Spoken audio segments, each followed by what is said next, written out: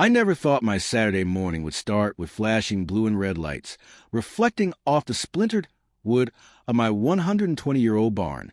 There I was, standing in my SpongeBob pajama pants and a World's Okayest Rancher t-shirt, squinting into the blinding beams of the sheriff's cruiser, wondering if the universe had finally decided to rickroll me in real life. "Morning, Jake," Sheriff Tucker said, adjusting his belt in that classic small-town lawman way, like he was about to do tumbleweeds at high noon. "We've had a complaint. HOA president says you're hiding something illegal in your barn. Gotta check it out." I blinked. "Illegal?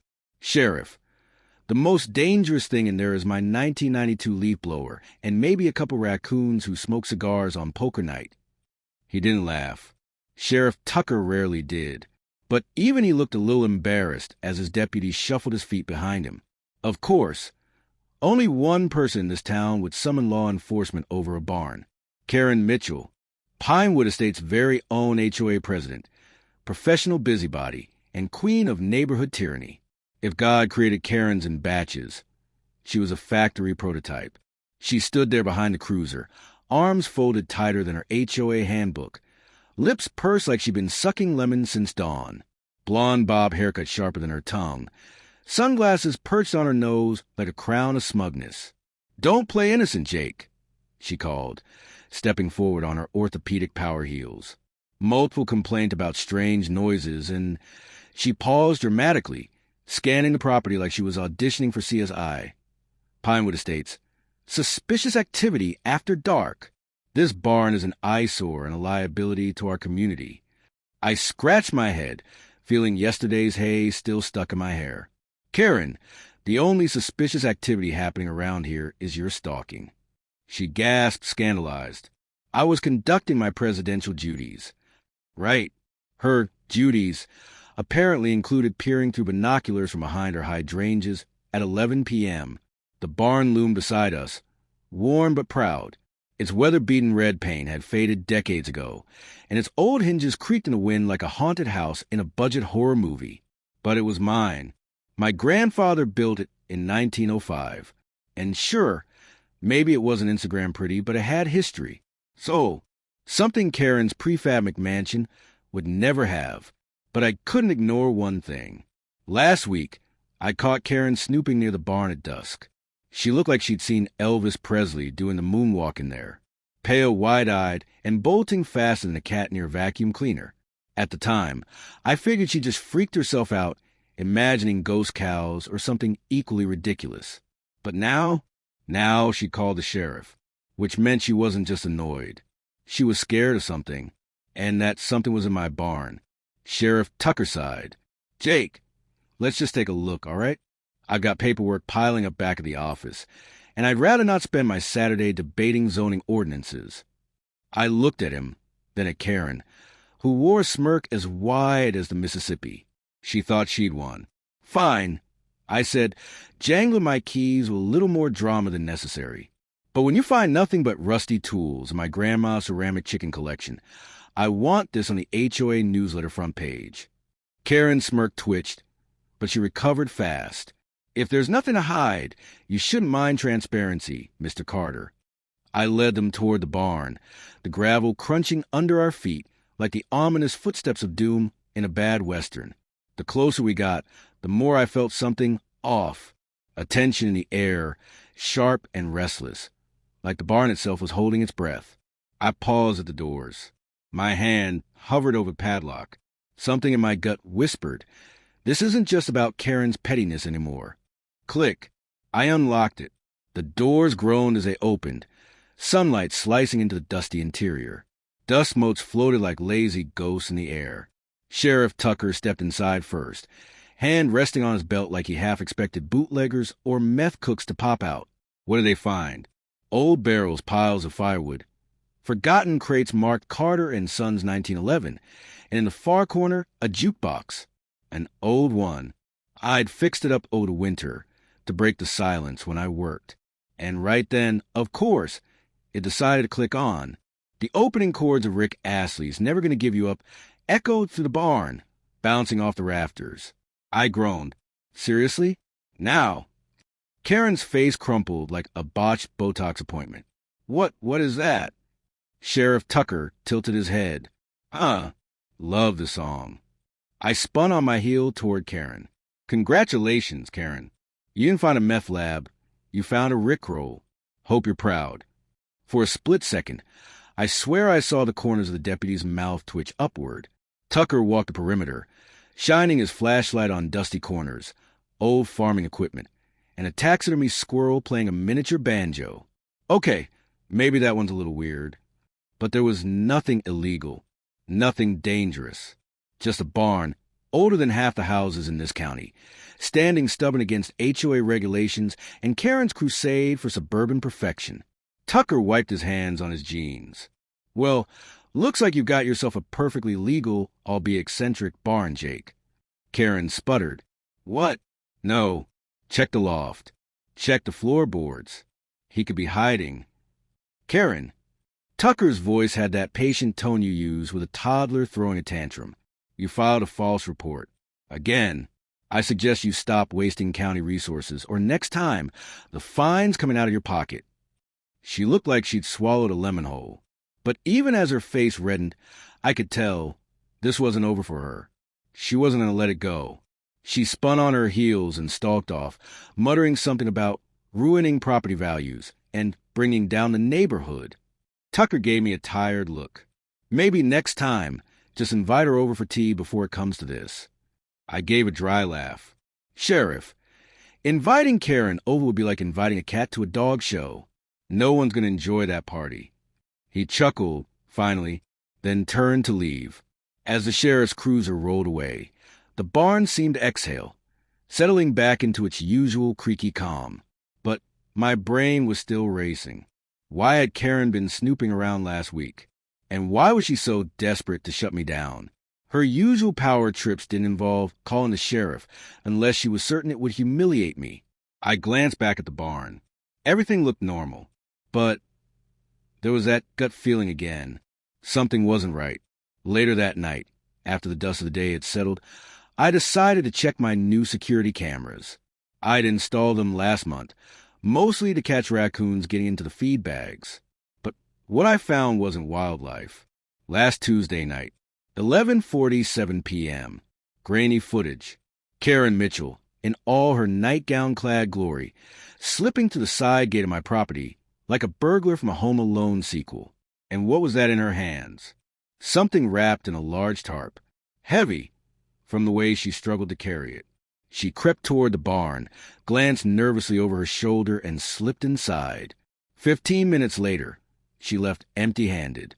I sat there staring at the screen, my coffee gone cold in my hands. So she planted something in my barn. But what? And why? I didn't sleep that night. I sat there at my kitchen table, nursing a lukewarm cup of coffee, staring at the barn on the security footage over and over again. There was no doubt anymore. Karen had planted something in my barn. But why? What could the self-appointed queen of suburban micromanagement possibly be hiding that was so bad, so incriminating, that she'd risk sneaking onto my property in the middle of the night? I had to know. By sunrise, I was back in the barn. Dust motes danced in the golden light filtering through the slats, and the old floor groaned under my boots. I retraced the footage step by step until I found it. A dusty tarp shoved behind an antique cider press. Underneath, a black plastic bin. Modern. Out of place. My pulse quickened. I flipped the lid and froze. Inside were stacks of paper files, folders stamped with HOA Private, Do Not Distribute, and a beat-up ledger book filled with sloppy handwriting. I started flipping through, my heart sinking with every page. There were records of phony maintenance charges billed to HOA members, payments made to contractors who never actually did any work, and administrative fees that somehow wound up in a personal checking account. Karen's personal account. I sat down hard on an overturned milk crate, the weight of it hitting me. She wasn't just fining people for leaving their trash cans out too long. She was stealing from the entire neighborhood, padding her own bank account while terrorizing everyone with her petty rules and threats of foreclosure. And she tried to frame me by hiding the evidence on my property. It was classic Karen, vindictive, sneaky, and just smart enough to almost get away with it. Almost. I took photos of everything, Every receipt, every signature, every fake invoice. I backed up the footage, made copies of the documents, and emailed them to my cousin Robbie. He's a lawyer with a taste for small-town drama. I wasn't going to let her spin this narrative. Not this time. But I couldn't just turn this over to the sheriff. Not yet. Karen had charm, connections, and years of spinning HOA rules in her favor. She'd weasel her way out, claim it was a misunderstanding, or worse, flip the script and somehow make me the villain. I needed to expose her in front of everyone, where no amount of fast-talking could save her. So I laid the groundwork. I posted a cheerful announcement on the Pinewood Estates Facebook group. Ranch Barn Restoration Party this Saturday. Come celebrate 120 years of history and enjoy a surprise reveal. All welcome, even Karen winking face. Karen's response came within minutes, cold and furious. This unauthorized event is in violation of HOA guidelines. Cease and desist immediately. I replied with a gif of Nicolas Cage opening a treasure chest. Publicly. People loved it. Over the next few days, I stayed busy. Power washed the barn, hung string lights, even rented a bounce house for kids. If I was going to burn Karen's little empire to the ground, I was going to do it with style. Every move I made drove her nuts. She plastered my mailbox with violation notices, fined me for improper event signage, and left me voicemails so shrill they could cut glass. But I played dumb, smiled for the neighbors, and kept dropping hints. Wait till y'all see what we found in the barn, I told Mr. Phillips on his morning walk. It's going to blow Pinewood Estates wide open. Word spread like wildfire in dry brush. People were curious. And Karen? She was panicking. The night before the big day, I saw her sneaking around again, checking the barn, probably making sure the evidence was still where she left it. I smiled from my porch, watching through binoculars, sipping sweet tea like a villain in a soap opera. She was trapped, and the walls were closing in fast. Saturday arrived like Judgment Day with a side of barbecue. Neighbors gathered in lawn chairs. Kids chased each other with water balloons. And the smell of Mrs. Jensen's famous chili filled the air. Even Sheriff Tucker showed up, clearly expecting some sort of barnyard circus, probably betting on how many HOA codes I break before noon. Karen strutted in late, wearing her HOA badge like a sheriff star, clipboard clutched like a holy relic. She marched up to me in front of everyone. "This event is illegal," she snapped, loud enough for half the neighborhood to hear. "You're violating HOA Policy 7.3.1, no unauthorized community gatherings." I smiled, calm and collected. "Oh, we're not gathered to party, Karen. We're gathered to learn the truth." With theatrical flourish, I swung open the barn doors. Inside, pinned to the walls like a crime scene investigation, were copies of every stolen dollar, every fake contract, every fraudulent fee. I'd set it up like a museum of corruption, complete with arrows, labels, and color-coded timelines. Even threw in a little red yarn between documents for dramatic effect. The crowd gasped, phones whipped out, cameras flashed, and for once, Pinewood Estates was united in something other than lawn care debates. Karen went white as a picket fence. Where did you get this?" she stammered. "Oh, I said casually, "found it tucked away behind my antique cider press. Right where you left it." Sheriff Tucker stepped forward, arms crossed, face unreadable. "Karen Mitchell, you want to explain how HOA funds ended up in your personal account? And why you had the records on someone else's property?" For a second, I thought she'd faint. But Karen was a fighter. She straightened up, took a shaky breath, and said, "This is slander. Fabricated. None of this proves anything." He planted it. The sheriff glanced at me, and I pulled out my phone. One tap, and the security footage played on the big screen I'd set up in the barn. Karen sneaking into the property at midnight, dragging that black bin through the shadows. Silence fell over the crowd. Karen looked like a deer in headlights, frozen between fight and flight. And then she ran, bolted down the gravel path, knocking over Mrs. Jensen's chili pot and sending Mr. Phillips' dog into a barking frenzy. The sheriff gave chase, muttering, "Why is it always on my day off?" As the crowd erupted into shocked laughter and whispers, I stood by the barn doors, the morning breeze ruffling my jacket. Finally, Pinewood Estates was seeing the truth. But something told me Karen wasn't going down without one final, desperate move. By the time the dust settled and the last of the neighborhood gossipers drifted home, the barn was quiet again, but the calm didn't sit right. My gut told me Karen wasn't finished. People like her don't accept defeat, they reload. Sure enough, the very next morning, I woke up to an HOA violation notice duct taped to my windshield. In bold red letters, illegal public defamation of HOA leadership, $5,000 fine. Below that she'd scribbled, "See you in court." Karen's signature, sharp and smug as ever, stared back at me like a middle finger in cursive. I laughed out loud. She was doubling down. Classic Karen. But this time, I was ready. I spent the next few days digging deeper. The financial records I found in the barn were just the tip of the corruption iceberg. With Robbie's legal brainpower and Phil's IT wizardry, we uncovered layers of Karen's dirty dealings. Shell companies in her maiden name, HOA fines rerouted into vacation funds, and phantom contractor payments funding her designer shoe addiction. I wasn't just fighting for my barn anymore. I was fighting for every single neighbor who'd ever been bullied into silence because their rose bushes weren't HOA-approved pink. Still, I knew exposing her wasn't enough. Karen could talk her way out of anything if she controlled the narrative. I had to strip that power from her in the most public, irreversible way possible. So, I planned the perfect counterattack. I quietly reached out to Channel 7 News, the local station famous for covering raccoon rescue stories and small-town scandals. The reporter, Lindsay Burke, practically sprinted over when I told her what we'd uncovered. I could practically hear the Pulitzer dreams forming in her head. Meanwhile, Karen was plotting her counterstrike. She scheduled an emergency HOA meeting for Friday night, sent out urgent emails claiming I was orchestrating a misinformation campaign to destabilize the community, and, this was a kicker, started a GoFundMe titled Save Pinewood Estates from Corruption. She cast herself as the victim, the lone hero standing against my rural menace energy, as she called it. Friday night came fast. The community clubhouse was packed tighter than a Chick-fil-A drive-thru on Sunday morning.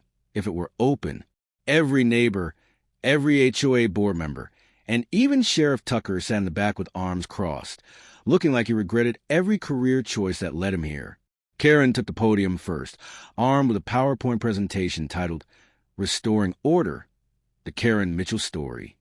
She clicked through slides about community values, property aesthetics, and alleged threats from certain radical ranchers. She was laying it on thicker than a buttered biscuit. I let her dig her hole. When it was my turn, I walked up slow, calm, and grinning just enough to rattle her nerves. I plugged my laptop into the projector, looked out over the crowd, and said, "Since we're talking about transparency, let's take a little financial journey together." Slide 1, a screenshot of the embezzled HOA funds deposited directly into Karen's account. Gasps. Slide 2, video footage of Karen hauling that black bin into my barn under the cover of darkness. Murmurs. Slide 3, a spreadsheet titled Karen's Contractor Kickbacks, listing fake maintenance jobs and payments. And finally, Slide 4, the live Channel 7 news feed waiting to go on air, the headline already typed. HOA president exposed in $200,000 fraud scandal. The room exploded. Phones whipped out faster than at a concert encore. Neighbors whispered Karen's name like it was Voldemort.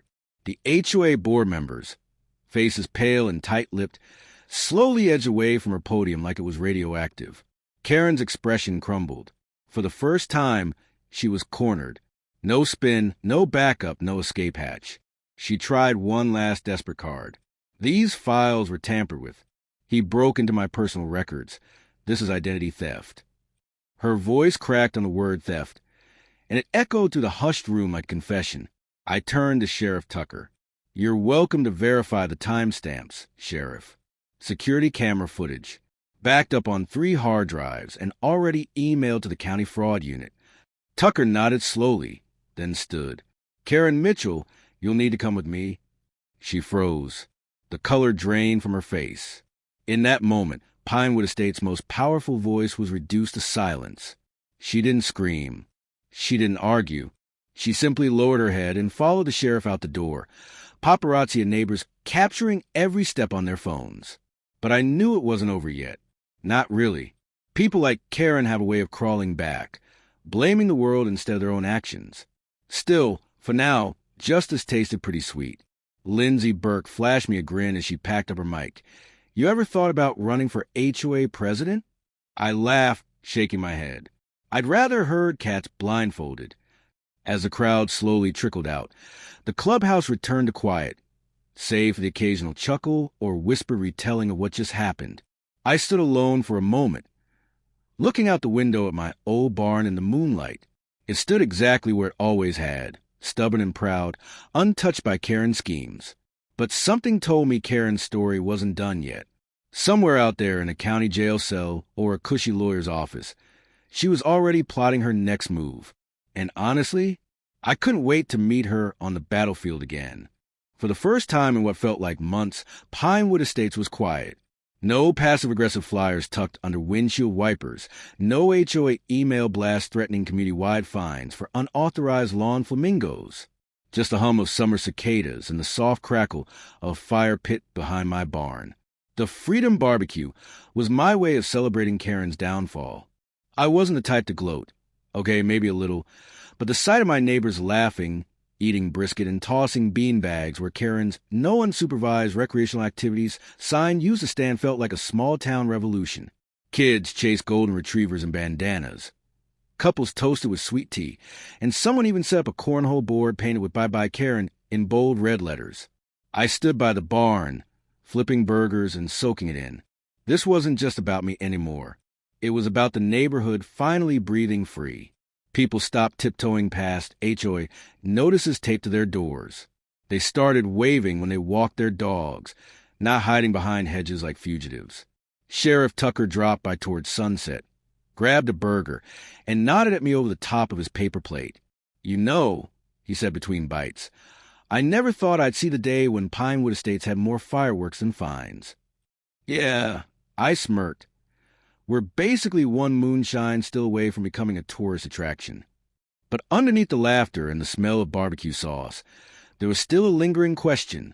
What now? Karen hadn't vanished. Last I heard, she'd posted bail, thanks to some high-priced attorney from out of county. Rumor had it she was laying low at her sister's lake house, plotted her comeback like a B-list movie villain. I wasn't worried. Let her plot. Her HOA kingdom was gone. The board had voted unanimously to remove her from office, and a new president had been elected, Mrs. Jensen, the sweet lady who once got fined for hosting a knitting circle on her front porch. Talk about poetic justice. I thought that was the end of it. But a few days later, I found something odd in the barn, wedged behind the old tractor. It was Karen's phone, an ancient flip phone, probably her burner device for HOA business. I flipped it open, expecting maybe a few boring contacts or HOA meeting notes. Instead, I found a treasure trove of voice memos, recordings of Karen herself, ranting and scheming, complaining about residents who dared to plant sunflowers instead of hydrangeas, plotting how to charge double for Christmas lights that didn't meet HOA wattage requirements. One recording froze me mid-scroll, her voice sharp and smug. "If anyone ever gets too close, I'll just pin it on Jake. He's dumb enough to believe the sheriff would protect him." My jaw tightened, but then I laughed, loud, because for all her plotting, all her manipulation, in the end, she wasn't smart enough to check if her phone had a passcode. I uploaded the recordings to a private YouTube channel and edited together the greatest hits. Karen complaining about Mrs. Jensen's lawn gnomes, calling Mr. Phillips a budget Clint Eastwood, and referring to Sheriff Tucker as the human embodiment of beige. I titled it, Karen Unplugged, the HOA Meltdown Collection. Within 24 hours, it had over 50,000 views. People were eating it up like free donuts at a yard sale. And as the views climbed, I got messages from other neighborhoods. Turns out, Karen had been HOA president in 3 other towns before Pinewood Estates. Each time, she left under mysterious circumstances. Guess old habits die hard. But this time, the internet doesn't forget. One night, sitting on my porch with the barn lights glowing softly behind me, I let out a long, satisfied breath. The old barn had weathered storms, termites, and now corruption. I could finally rebuild it without fear of citations or fake emergency inspections. I figured I'd finally restore the West Wing, maybe open it for community events, barn dances, charity auctions, or just a quiet place for neighbors to gather without worrying about whether their shoes matched HOA-approved color schemes. And maybe, just maybe, when Karen inevitably tried to crawl out of the ashes of her reputation, I'd be ready. With a smile, I raised my glass to the quiet night. Justice isn't always loud. Sometimes it's just the peaceful hum of a barn that survived every storm thrown its way, and the sweet, sweet silence of a Karen with nowhere left to hide.